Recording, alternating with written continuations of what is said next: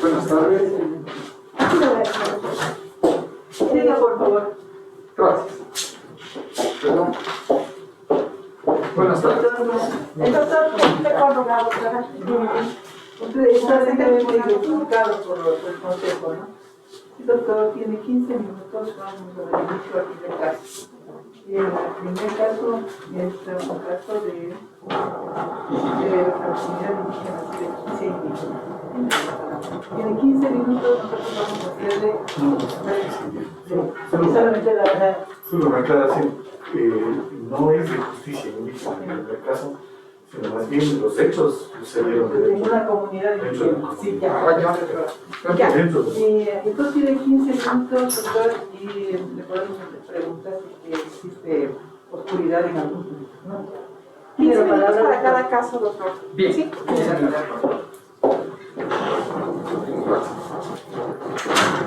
¿Lo puedo hacer de pie o sentado? Como usted guste, yo creo que... Sí, es importante moverse porque hay un sensor de movimientos. Lo primero es decir de pie.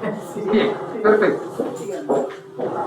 Gracias, señores miembros del Tribunal de Méritos y Oposición para el concurso de los jueces de la Corte Nacional de Justicia. Mi nombre es Felipe Córdoba, soy postulante. Me ha tocado resolver dos casos referente al primer caso. Vamos a ver, en primer lugar tenemos que ver cuál es el problema jurídico que se va a desarrollar en este primer caso referente a una muerte violenta, se indica asesinato en una comunidad indígena. Entonces, el problema jurídico sería, al haberles procesado a 5 personas por parte de la justicia ordinaria y que estos miembros pertenecen a una comunidad indígena, ¿se violentó o no el derecho o el principio del doble juzgamiento establecido en el artículo 76.7, letra I de la Constitución de la República? ¿Se violentó este derecho y cabría o no una acción extraordinaria de protección respecto a este hecho? Vamos a resolver. En primer lugar, tenemos que partir de que la justicia ordinaria, ¿no es cierto? La justicia ordinaria tiene sus características definidas en la Constitución de la República, en el artículo 172 y siguientes.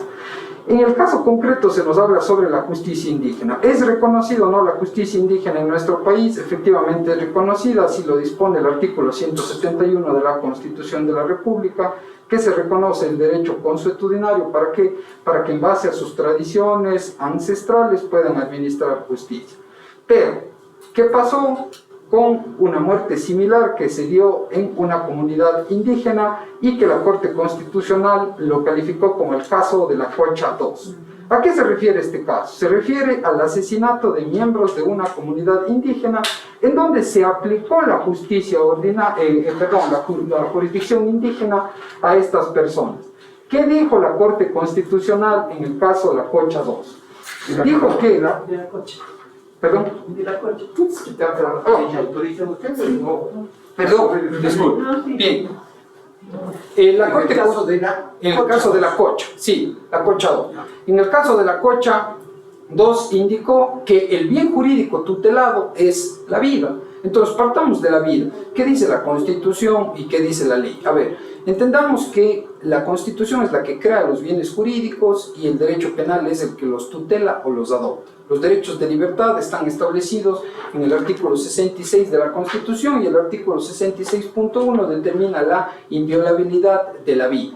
En base a este criterio, la Corte Constitucional, por ser el máximo organismo de interpretación de las normas, sus resoluciones son vinculantes. Determinó que en el caso de delitos contra la vida, que es el bien jurídico vulnerado, estos casos deben ser tramitados, sustanciados y resueltos por parte de la justicia ordinaria.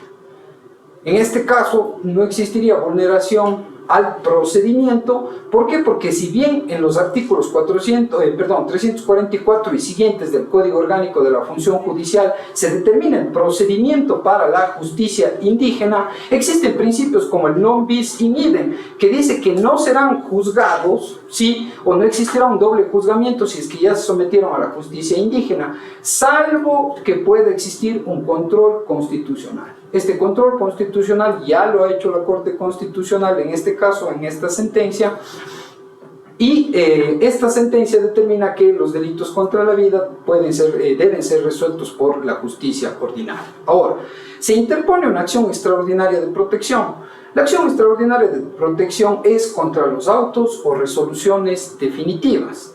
Es decir, es un recurso, como su nombre lo dice, extraordinario, conforme lo dispone el artículo 94 de la Constitución.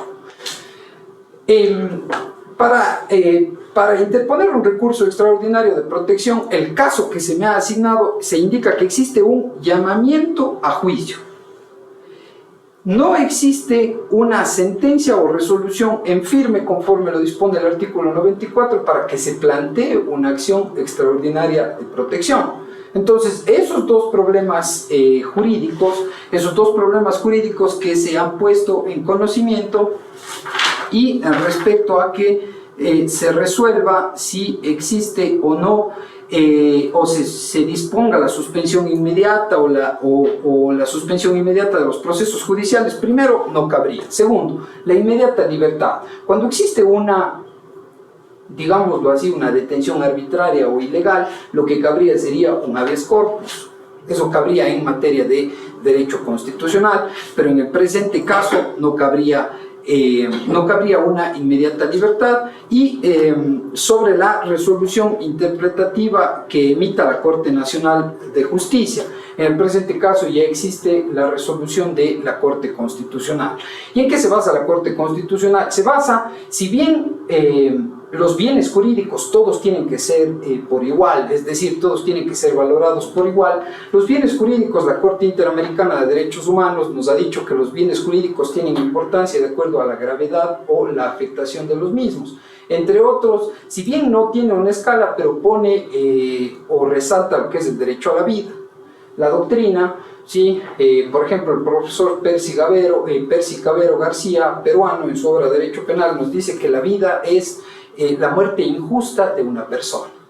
Tomando eso en cuenta y tomando el derecho a la inviolabilidad de la vida, la Corte Interamericana de Derechos Humanos ha establecido estos parámetros respecto a los bienes jurídicos. Ahora, también respecto a la justicia indígena, si bien existe la resolución de la OIT 169, que establece los derechos de los pueblos y de las nacionalidades indígenas, también se establece que estos tienen que respetar el ordenamiento jurídico previamente establecido en un Estado. Entonces, tenemos que el máximo organismo de interpretación constitucional, en este caso, es la Corte Constitucional.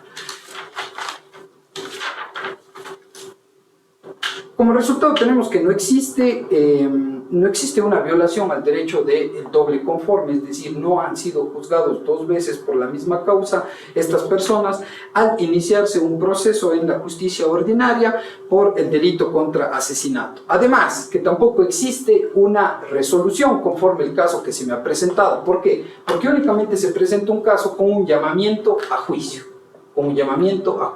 Entonces, el procedimiento que ha adoptado, en este caso, la justicia ordinaria, es únicamente hasta esa instancia. Y no sé si me quedan unos minutos. 5 minutos, 6 minutos. Bien.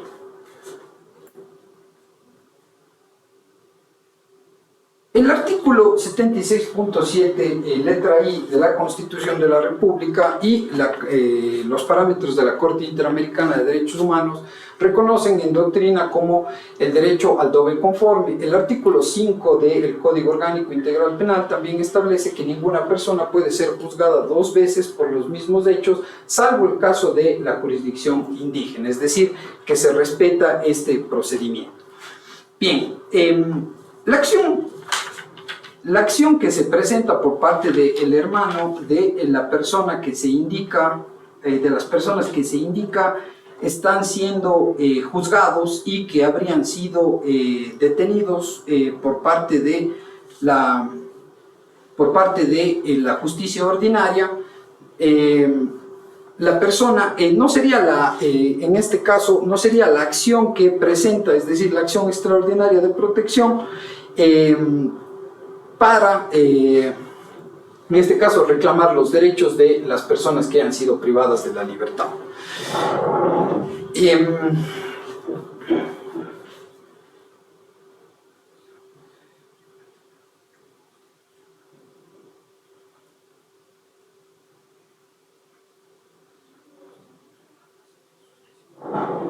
Y conforme lo indiqué, pues las decisiones de la Corte Constitucional serán las vinculantes. Bien, eso sería con respecto al primer caso. Bien. No, yo le quiero hacer una pregunta respecto del principio de doble conforme y que lo relacione con el principio del doble juzgamiento. Doble juzgamiento y ¿Se encuentra diferencia? el doble conforme y el doble juzgamiento. Exactamente. El doble juzgamiento. similitudes que... Bien, el doble juzgamiento se refiere a que una persona no puede ser juzgada dos veces por los mismos hechos, ¿no? Es decir, por la misma imputación o infracción que recibió en un proceso penal. El doble conforme se lo conoce en doctrina, y así lo ha dicho la Corte Interamericana de Derechos Humanos, que también se lo relaciona con el principio de la prohibición de doble juzgamiento. Eso sería. Prohibición de doble juzgamiento, sí, se lo conoce en doctrina como el doble conforme. Prohibición de doble juzgamiento y doble conforme, perdón. A ver, la prohibición de doble juzgamiento significa que no puede ser juzgada una persona dos veces por la misma causa. El doble conforme significa que yo tengo el derecho de recurrir las resoluciones, los fallos, las sentencias para que un superior jerárquico pueda revisar mi situación jurídica si es que yo me encuentro inconforme con el fallo emitido en mi contra. Perdón, no le entendí bien. Intraproceso. Exacto, intraproceso. Ya, muchas gracias. Y vamos a comenzar con el segundo. Hasta el volviente tiene 15 minutos.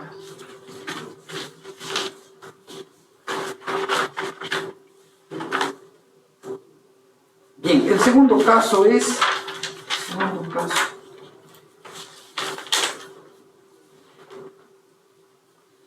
Bien, el segundo caso que se me ha presentado es respecto a un delito de carácter sexual.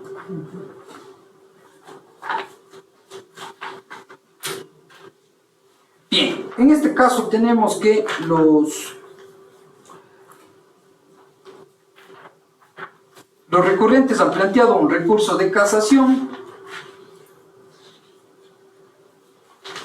luego de la sentencia de la Sala Penal, en la cual confirma una sentencia del Tribunal de Garantías Penales. Bien, tenemos que partir de que la Corte Nacional de Justicia, ¿no es cierto?, tiene competencia en base a los artículos 172 y 186 de la Constitución de la República para conocer los recursos de casación y revisión, así también lo disponen los artículos brevemente, ¿no? Los artículos 172, 184 y 186 del Código Orgánico de la Función Judicial. Siempre para verificar una causa de casación tenemos que ver si se ha seguido o no las normas del debido proceso establecido en el artículo 76 de la Constitución, así como en el artículo 8 del Pacto de San José de Costa Rica, es decir, las garantías jurisdiccionales, que no exista vicios formales. Bien, el derecho a recurrir, ya lo ha dicho inclusive usted, doctora, el doble conforme, es decir, cuando no me siento satisfecho con una resolución puedo recurrir el fallo. En la especie no es una siguiente instancia la casación, sino es un nuevo tribunal que va a conocer única y exclusivamente los errores de derecho, si es que existen, sobre una sentencia, es decir, la violación a la ley, contradicción expresa, indebida aplicación o errónea interpretación de la ley.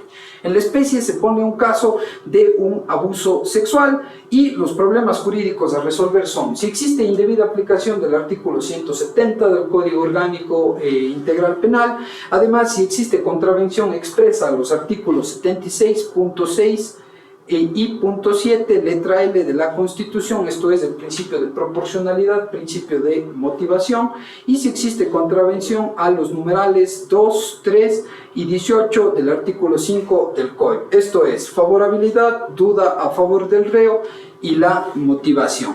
Bien, la indebida aplicación, falta de aplicación, indebida aplicación, es cuando entendemos que la norma es correcta, así nos dice el tratadista Fernando Lugo en su obra Revisión y Casación. Entendemos que la norma es correcta, pero su aplicación no es la adecuada a la norma jurídica. En el presente caso se indica que existe un caso de un abuso sexual. Bien, el abuso sexual en doctrina, Donan nos dice que el abuso sexual se lo llama atentado al pudor, es decir, delitos contra la integridad sexual. En el presente caso existe una persona que ha sido sentenciada por parte de un tribunal de garantías penales al delito de abuso sexual. Esta persona indica que existe indebida aplicación porque los hechos se habrían dado en el año 2014, junio del 2014, antes de la vigencia del Código Orgánico Integral Penal. Por eso es que, entre otros los problemas jurídicos, nos plantea el principio de favorabilidad. Bien, el atentado al pudor estaba establecido en el Código Penal en el artículo 504.1 y tenía una sanción de 4 a 8 años de privación de libertad, es decir, reclusión, ¿no? Antes se lo llamaba reclusión, ahora se lo llama pena privativa de libertad, antes se dividía en prisión y reclusión. La norma actual del artículo 170 del Código Orgánico Integral Penal establece una pena privativa de libertad de 3 a 5 años. El tribunal indica que se le ha aplicado la máxima pena. Pero si nos remitimos al principio de favorabilidad establecido en el artículo 5.2 del Código Orgánico Integral Penal, la norma establecida en la actualidad, es decir, el artículo 170 del Código, es más favorable a la norma establecida en el atentado al pudor. Se indica que existe una indebida aplicación porque el error o el hierro en el cual incurriría en la sentencia es porque el ciudadano indica que nunca nunca se ha probado la fuerza, el que interpone el recurso. El artículo 170 únicamente indica que la persona que en contra de la voluntad de otra ejecute sobre ella actos de naturaleza sexual. Es decir, no dispone el tipo penal, es decir, la hipótesis normativa, ¿no? La adecuación del tipo penal no dispone que una persona utilice como un elemento normativo del tipo, un elemento descriptivo del tipo, utilice la fuerza. Solamente se indica que ejecute actos de naturaleza sexual. Si no ha utilizado la fuerza, se subsumiría la conducta en el artículo 170 del Código Orgánico Integral Penal, es decir, abuso sexual. ¿Por qué? Porque conforme las pruebas que han sido presentadas y el caso que ha sido puesto en consideración, las pruebas se practicaron, entre otras, testimonios, pericias psicológicas, pericias, en este caso, médicos a la víctima. Ahora, ¿qué es lo que quiere el impugnante, ¿no? El que casa la sentencia? Quiere que se vuelva a revisar esos hechos. Y eso no es procedente en materia de casación. ¿Por qué no es procedente? Porque el recurrente quiere que volvamos a valorar la prueba. Entonces eso está vetado para el Tribunal de Casación. ¿Por qué? Porque esa no es una de las finalidades establecidas en el artículo 656 del Código Orgánico Integral Penal respecto a la casación. Bien, no existe indebida aplicación y respecto a la favorabilidad, la norma que ha aplicado el Tribunal de Garantías Penales para sentenciar es la norma más favorable para él. ¿Sí? ¿En base a qué? En base a la pena privativa de libertad establecida. Se indica si es que existiría el otro problema es que uno de los cargos casacionales que se presenta es una contravención expresa al artículo 76.6 y punto 7 de la Constitución de la República, letra L. Bien, el artículo 76.6 determina el principio de proporcionalidad. Bien, este es un hecho, o el principio podría ser una norma jurídica que se pueda casar, Una norma jurídica casable es cuando existe un antecedente fáctico y una consecuencia jurídica. El principio de proporcionalidad no tiene una consecuencia jurídica. Si tiene un presupuesto fáctico, ¿qué dice? Que las infracciones deben guardar su debida proporcionalidad entre el hecho cometido y la infracción. Entonces, ¿qué son los principios? ¿Qué nos dice, por ejemplo, el profesor Ramiro García, ¿no? Ramiro Ávila Santamaría en la aplicación de los derechos? Nos dice que los principios son mandatos de satisfacción, es decir, un principio es ambiguo, necesita de la interpretación de otra norma, sí, un principio, para que pueda ser entendido o pueda ser aplicado. Por eso es que también la doctrina, Bernal Pulido, ¿no?, en su obra El Derecho de los Derechos, nos dice que los principios sirven para la satisfacción de los derechos. Ahora, un principio puede ser casable. Ya existen varios criterios que un principio no puede ser casable o no puede ser admitido como un error de derecho porque no tiene un presupuesto fáctico y una consecuencia jurídica. Respecto a la motivación, que es otro cargo casacional que ha interpuesto el recurrente. La motivación, la Corte Interamericana de Derechos Humanos, en el caso Chaparro Álvarez versus Ecuador o Apitz Barreira versus Venezuela, nos ha dicho que es la exteriorización fundada del juzgador que llega a una conclusión. Esa es la motivación. Es decir, que las resoluciones de los poderes públicos deben ser motivadas. Una inferencia lógica, ¿sí?, entre el presupuesto fáctico y la aplicación de la norma jurídica. Pero, ¿qué es lo que dice el recurrente? El recurrente dice que no está motivada la sentencia debido a que no se ha tomado en cuenta las agravantes relacionadas con los artículos 5 y 6 del artículo 45 del Código Orgánico Integral Penal. Bien, lo que no ha aprobado el recurrente es las atenuantes establecidas en la ley. ¿Para qué? Para la disminución de la pena. Si no aprobó las atenuantes, nuevamente le está diciendo al Tribunal de Casación que valore la prueba. Y eso está vetado para el Tribunal de Casación. Acordémonos que los cargos que debe tener una casación es identificar la sentencia, el yerro jurídico, la causal por la cual se interpone. Esto es un aspecto taxativo, es decir, debe existir una causal específica en la ley, el argumento jurídico y la trascendencia, es decir, la relevancia de esa aplicación del cargo casacional. Si eso nos fundamenta o si eso nos indica el recurrente, no podemos volver a valorar esa prueba. No podemos. Lo que pasa o lo que quiere el recurrente es que está inconforme con la sentencia o con el fallo dictado en primer nivel, en el Tribunal de Casación, en el Tribunal, de Garantías Penales. Bien, ¿qué es lo que nos dice en otro cargo? Nos dice que una contravención expresa al artículo 3 al numeral 3 del artículo 5 del Código Orgánico Integral Penal, que esto nos habla sobre la duda a favor del reo. Nuevamente nos está diciendo el recurrente que en el Tribunal de Casación valoremos prueba. El Tribunal de Casación no es otra instancia. La doctrina, por ejemplo, Piero Calamandrei nos dice que es una demanda contra la sentencia de apelación. Eso nos dice la doctrina, ¿no?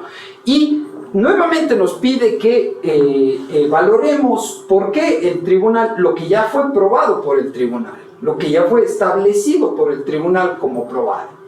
Por eso es que también, por ejemplo, Roxin en su obra Derecho Procesal Penal, segundo tomo, nos dice que el recurso de casación es limitado. Es decir, solo puede un juez superior, en este caso un juez de casación, conocer si es que existe alguna vulneración al derecho material o al derecho formal. El derecho material entendemos la norma sustantiva, el derecho formal, la norma adjetiva. Ahora, los pronunciamientos de la Corte Nacional también han sido que los aspectos de casación referente a la norma sustantiva sí son casables. respecto a la norma adjetiva, lo que se conoce como el aspecto del injudicando y el improcedendo. El injudicando es casable, el improcedendo traería como consecuencia revisar la norma adjetiva, y eso sería un aspecto de declarar una nulidad, que también lo podría hacer el Tribunal de Casación. Entonces, si está vetado para el juez de casación revisar nuevamente los hechos, a eso se refiere el casacionista, el momento en el que indica que el tribunal no tuvo el convencimiento de los hechos. Eso ya fue probado con la prueba practicada en la instancia correspondiente. Y de 1 minuto. Bien.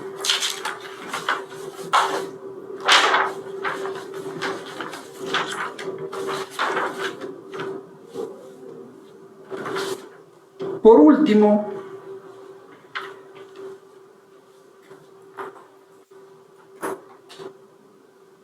tenemos que ver que los aspectos de la motivación, es decir, lo que ataca el recurrente es que no existe una suficiente motivación. Bien, los parámetros de la motivación, ya lo ha dicho la Corte Constitucional en varias sentencias, es que debe cumplir con que tiene que tener una decisión, tiene que tener los aspectos de la razonabilidad, de la lógica y de la comprensibilidad, entendiendo a la razonabilidad de que se mencionen normas jurídicas, normas constitucionales, preceptos legales, doctrina. A la lógica se refiere a que debe existir una coherencia entre la premisa mayor, que es la norma, la premisa menor, que es el hecho, y la conclusión. Y también nos refiere a que debe existir comprensibilidad. Esto es que debe ser en un lenguaje sencillo y claro, ¿sí? Para que todos puedan entender, inclusive el auditorio social, ¿no? Como nos dice Aristóteles en su obra La Nueva Retórica, las decisiones que debe tener un juez deben ser más comprensibles inclusive para el auditorio social. Entonces, si ataca esa norma y si dice que existiría una duda a favor del reo, lógicamente está inconforme con la sentencia que se ha dictado en primera instancia, y lo que le pide al Tribunal de Casación es la revisión de nuevos hechos. Bien, esa sería la intervención. Muchas gracias. Muchas gracias, doctor. Doctor, Tres preguntas puntualísimas. Bien, sí, doctor. Usted ha manifestado que en materia penal, en casación penal, no cabe la valoración de la prueba. Vamos a suponer un caso en donde viene la sentencia impugnada por casación, en la que se ha absuelto, se ha declarado el estado de inocencia de un acusado. La sala encuentra que hay motivos para que se condene a esa persona y establece una sentencia condenatoria después de haber hecho una valoración nueva de la prueba. La pregunta concreta es: ¿en qué casos de excepción la Corte Nacional puede valorar la prueba? Solamente cuando existe un recurso de revisión. ¿Nunca en casación? En casación, en casación se refiere a los errores de derecho. Revisión se refiere a los errores de hecho. En casación, si existen errores de derecho, debe existir una confrontación entre la norma jurídica que debería haber aplicado o interpretado el juez frente a la norma jurídica que yo digo que debería haber sido interpretada de acuerdo a la voluntad de la ley. Entonces, en la prueba nueva, solo en prueba nueva se puede receptar en el recurso de revisión, en base a prueba nueva. Prueba nueva ya no puede practicar el Tribunal de Casación. Tal vez no estuvo clara la pregunta. Si al momento de examinar los hechos, el Tribunal de Casación encuentra que, y ese es el fundamento de la casación, del casacionista, mejor dicho, que hubo violación de la ley en la sentencia porque se contrapuso, se contravenió, perdón la expresión, al principio, no al principio, sino la norma legal que establece que la prueba tiene que ser valorada con reglas de la sana crítica, y aquí no hubo la valoración de la prueba, ninguna valoración. Puede valorar el tribunal si no hay valoración de la prueba por el inferior. Las varias resoluciones que ha expedido la Corte Nacional de Justicia ha indicado que únicamente va a conocer sobre los errores de derecho. Aquí es un error de derecho, es un error de derecho, no se valoró con sujeción a las reglas de la sana crítica que manda la norma. Bien, es que, bueno, dice la doctrina, cuando existe, cuando hay un hierro jurídico, ¿no? Este hierro jurídico tiene que ser que exista un antecedente fáctico y una consecuencia jurídica, ¿no? La valoración de la prueba, en este caso, es en base a la prueba que se practique o se haya introducido en una audiencia de juicio. Esto lo dice el nexo causal del 455. Ahora, esto es un aspecto procedimental. ¿Cuál es la consecuencia si es que en los errores improcedendo, que es el aspecto adjetivo del derecho penal, se encuentra que no existe una valoración de la prueba? La consecuencia sería que el Tribunal de Casación puede dictar una nulidad, ¿sí? Si es que desde el momento en el que se practicó esa prueba. Pero de ahí, valorar prueba, eso está vetado para el Tribunal de Casación. Lo que sí puede hacer es declarar la nulidad cuando existe un aspecto improcedente. Segunda pregunta. La Constitución establece el principio de proporcionalidad de las penas. ¿Este es un principio aplicable, más bien una exigencia al legislador, o es un principio que tiene que aplicarlo también el juez en el momento de dictar una sentencia? Bien, este tiene una doble vía, lo dice la doctrina. El propio profesor Carlos Bernal Pulido dice que tiene una doble vía. ¿Por qué? Porque la intención del legislador es tipificar una conducta, ¿sí? El artículo 132 de la Constitución así lo establece. Pero si tiene una doble vía es porque el propio legislador establece que existe la pena en abstracto. Entonces, el juez, el momento en el que va a dictaminar o en el que va a imponer la sentencia, puede imponer la pena, ¿sí? La pena proporcional de esa pena en abstracto que establece el legislador. Es decir, ¿en base a qué? En base a la prueba que se ha practicado en la audiencia. El COI señala que procede la casación cuando hay violación de la ley en una sentencia. Si el casacionista ha demostrado durante el proceso que se violó el artículo 76 de la Constitución en cualquiera de sus numerales, puede declarar en casación el Tribunal de Casación. ¿En qué sentido se pronunciaría usted? Sí podría declarar. No hay violación, no se acusó violación de la ley, se acusó violación de la Constitución. Bien, a ver. Siempre la norma, como he explicado, siempre la norma tiene que tener una consecuencia, un antecedente fáctico y una consecuencia jurídica. ¿Qué principio sí tiene una consecuencia fáctica, un antecedente fáctico y una consecuencia jurídica? Por ejemplo, la motivación.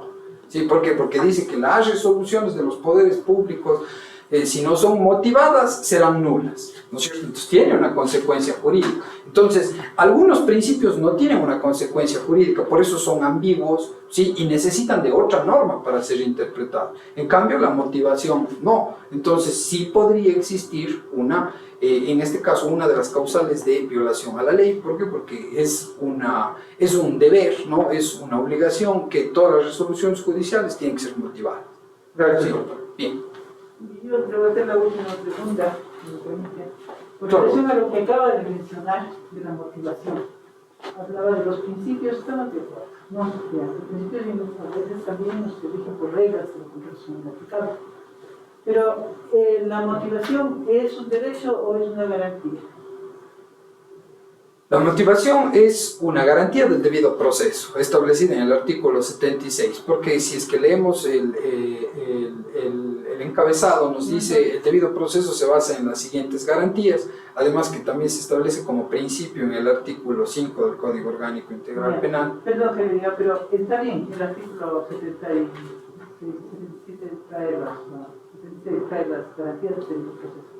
Y entre las garantías del debido proceso está la defensa. Entre los derechos del debido garantías está la defensa. Y se cumple la defensa a través de la motivación. Sí, es que tendría también una consecuencia jurídica de que es un principio, una garantía y también es un derecho. ¿Por qué? Porque exacto. El derecho porque engloba a la defensa. Sí, el derecho a la defensa incluye las siguientes garantías, entre otras está la motivación. Cuando se refería a su exposición, quizás fue, no sé, quisiera saber si realmente este es su criterio, decía que cuando usted se refería a la duda en favor del reo, que había llegado a constitucionista, y también a las circunstancias agravantes, o sea que la falta de proporcionalidad, decía la persona, ¿no? Tendría que lo que él está demostrando con eso es una inconformidad con la sentencia del Tribunal de Garantías Penales. ¿Es así? Él, con la decisión, sí. ¿Del tribunal?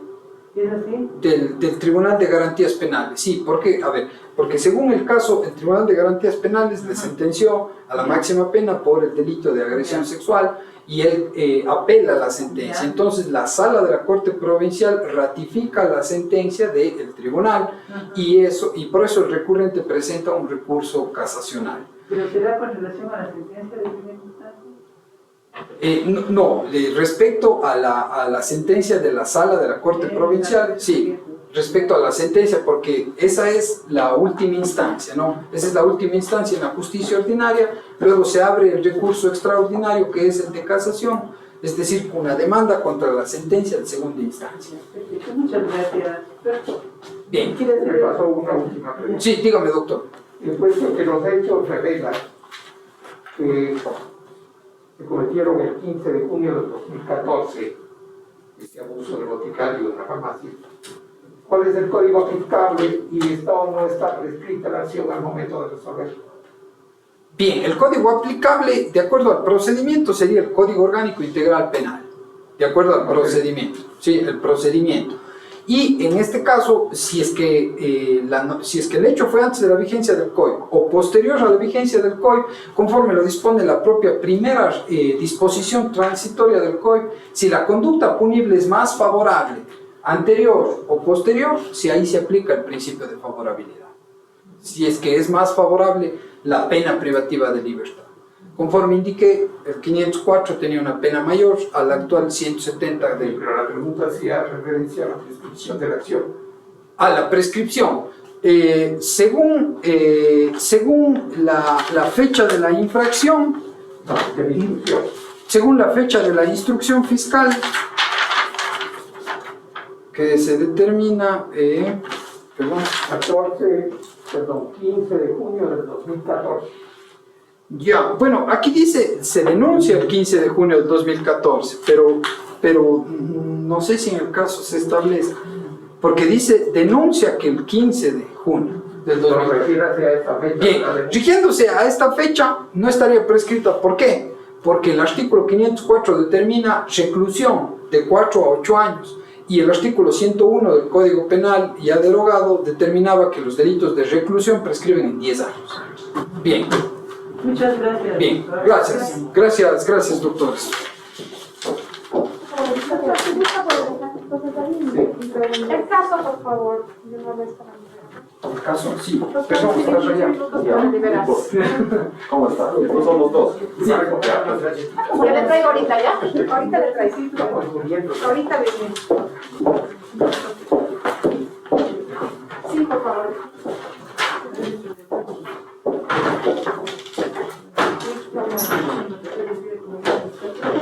Tantos papeles de clase. Bueno, Definitivamente, no es punto de comparación. Empezábamos por el Señor. Y yo creo que ahí sí fue como la mitad. Voy a pegar las cámaras para que puedan despegar tranquilos. Ya ustedes se me